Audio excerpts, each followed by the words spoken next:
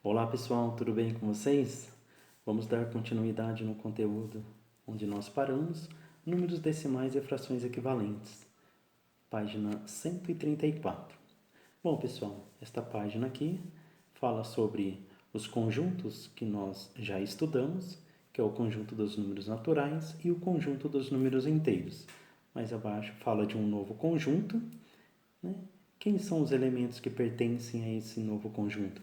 São as frações e os números decimais, também as dízimas periódicas, tá bom? E aqui tem um exemplo de frações equivalentes. O que é uma fração equivalente? Tornar uma fração equivalente é você multiplicar ou dividir o numerador e o denominador por um mesmo número. No caso aqui, 25 centésimos dividido por 5, 5 vinte-avos. Tornou uma fração equivalente. Uma outra fração equivalente é dividir por 5 de novo.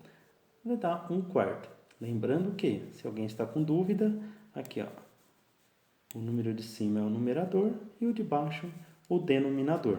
Beleza? Portanto, frações equivalentes são frações que representam a mesma parte de um todo. Então, aqui temos alguns exemplos, né? Tipo, 10 16avos. É você pegar, por exemplo, uma pizza, dividir ela em 16 pedaços e comer 10 pedaços. E essa mesma pizza, né, uma outra, com a mesma proporção, você dividir ela em 8 pedaços e comer 5, você vai comer a mesma proporção do que aquela pizza que você cortou em 16 pedaços e comeu 10. Então, na verdade, é uma fração equivalente, que significa que tem a mesma proporção, certo? Você comer, por exemplo, 1/2, metade de uma pizza, é a mesma coisa que você comer 2/4, ou seja, dividir a pizza em 4 pedaços e comer 2 partes. Ou seja, você comeu metade da pizza. É a mesma proporção. Isso faz com que se tornem frações equivalentes. E aqui temos, lembre-se de que as frações podem representar números naturais, tipo 25 centésimos, 25 quintos. 25 dividido por 5 é igual a 5. Lembrem-se, eu falei em sala de aula, toda fração é uma? Isso, muito bem, divisão. Toda fração é uma divisão. Então aqui, ó, 25 sobre 5, sim, 25 dividido por 5 é igual a 5, 25 quintos, certo? Números decimais periódicos ou não.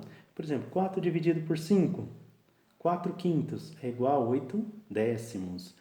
Agora, 43 décimos é igual a 4 inteiros e 3 décimos. E 2 nonos deu uma dízima periódica. Então, esses números, eles fazem parte do conjunto dos números racionais, tá bom? E aqui temos a definição de número racional. Por que é representado pela letra Q? Bom, pessoal, é representado pela letra Q. Você já sabe, né? Eu sei. Mas repetindo novamente. É representado pela letra Q, porque, como é uma fração, toda fração é uma divisão. Então, você dividindo o numerador pelo denominador, você encontra o resultado que é o quociente. Então, essa letra Q, né, representa o conjunto dos números racionais. Então, aqui, pessoal, aqui embaixo tem um diagrama para vocês entenderem melhor. Aqui temos, esse conjunto aqui da linha verde são o conjunto dos números naturais, que são somente os números, isso, positivos. O Z, né, já expliquei o porquê, né, toda a filosofia, porquê números inteiros, enfim, representa o conjunto dos números inteiros, que são os números positivos e negativos. E agora a letra Q, que representa o conjunto dos números racionais, que entra todos os números. Entra o número inteiro positivo, negativo, todas as frações, números decimais e dízima periódica. Tá? Uma coisa interessante eu vou falar agora.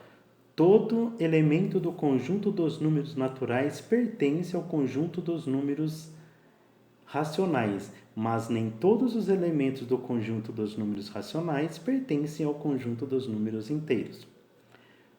Todos os elementos do conjunto dos números inteiros pertencem ao conjunto dos números racionais, mas nem todos os elementos do conjunto dos números racionais pertencem ao conjunto dos números inteiros. Não entendi, professor. Por exemplo, 4 negativo. Ele pertence ao conjunto dos números inteiros. E também pertence ao conjunto dos números racionais. Então, a frase, todos os elementos do conjunto dos números inteiros pertencem ao conjunto dos números racionais. Agora, se eu falar para vocês 2 nonos, vai dar 0,222, uma dízima periódica. E aí, na segunda frase, mas nem todos os elementos do conjunto dos números racionais pertencem ao conjunto dos números inteiros. Por exemplo, 2 nonos, ele não pertence ao conjunto dos números inteiros. Beleza? Qualquer dúvida, estou à disposição. Próximo slide. Bom, pessoal, nesse próximo slide fala sobre a representação decimal de um número racional. Já expliquei lá no slide anterior, que toda fração é uma divisão. Então, se você transformar uma fração em número decimal, é só dividir 12 quintos. 12 dividido por 5 dá 2,4. Isso aqui deu um decimal exato. Agora, 37 terços, se você fizer a divisão, vai dar 12,333, ou seja, vai dar uma dízima periódico, vai dar um decimal periódico. Então, um número racional qualquer tem sempre uma representação decimal, exata ou periódica. Agora aqui, representação geométrica. Também podemos representar os números racionais na reta numérica. Então, temos aqui uma reta numérica representada por 1 negativo, 0 e 1 positivo. Vamos representar 2 quintos na reta numérica, acima. Como o denominador da fração é 5, dividimos a unidade do segmento PA em 5 partes iguais. Então, o que ele fez aqui? Ele pegou do 0 até o 5, como é 2 quintos, ele dividiu do 0 até o 5, em 5 partes iguais. E depois ele pegou e contou do 0 até o 1, 2 e colocou 2 quintos. Não entendi nada, professor. Tá? Outra maneira bem simples para você entender. Pega o 2 e divide por 5. 2 dividido por 5 quanto é? Isso, 0,4, 4 décimos. 4 décimos vai ficar em que lugar da reta numérica? Bom, é só você pensar assim, 4 décimos, Então, eu posso, de 0 até o 1, eu repartir em 10 partes e contar 4. E representar o 0,4 ou 2 quintos, que é a mesma coisa, Mas aqui está repartido em 5 partes. Então, se você contar de 2 em 2, 2, 4, 6, 8, 10. Então, 2, 4. Então, vai ficar aqui, É a mesma coisa aqui. Então, 2 quintos, que é igual a 0,4, 4 décimos, vai ficar nesse ponto. Então, você pode ou representar em forma de fração ou em número decimal também. Tá? E lembre-se, todo ponto da reta numérica é chamada abscissa, Ai, professor, você até tirou nota porque eu escrevi errado, Isso, gravem isso, pessoal. O ponto da reta numérica é chamada abscissa. E a letra, alguém lembra? Não está escrito por aqui, não. Imagem geométrica, Imagem geométrica, abscissa, tá bom? Então, se perguntar, qual é a abscissa da imagem geométrica A? 1 positivo. A abscissa é o 1 positivo. Beleza? Próximo slide. E aqui nesse próximo slide, essa explicação daqui até aqui é a mesma do anterior, só que acrescenta esse novo exemplo aqui, o que eu queria mostrar para vocês, tá? Representar na reta numérica o número racional, 3 décimos. Como eu represento numa reta numérica? Você precisa saber. Ele é um número negativo, então ele vai estar antes do zero.